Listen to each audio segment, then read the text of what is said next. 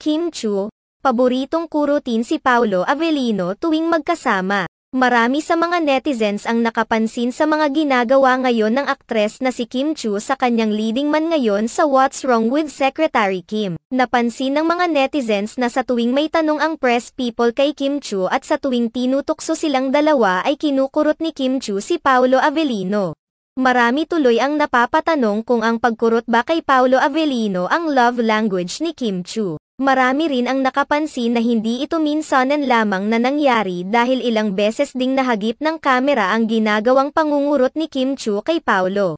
Samantala, may mga nagsasabi rin na tila naiiba na umano ngayon ang tinginan at closeness ng dalawa kumpara noong una silang nagkasama sa digital series na Linlang. May nakapansin rin sa kakaibang ngiti ng dalawa sa mga tuwing nagkakatinginan sila. Hindi na rin umano makikita sa mga mata ng aktres na si Kim Chu ang dating lungkot na nakikita noong kakahiwalay pa lamang nila ni Sian Lim.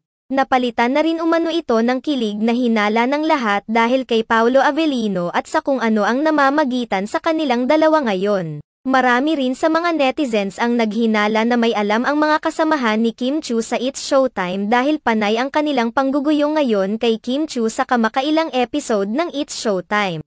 Sa kabilang banda, patuloy pa rin naman nananahimik sina Kim Chu at Paolo Avellino patungkol sa totoong estado ng kanilang relasyon. Sa mga nagdaang panayam, sinasabi lamang ni Kim Chu na magkaibigan lamang silang dalawa.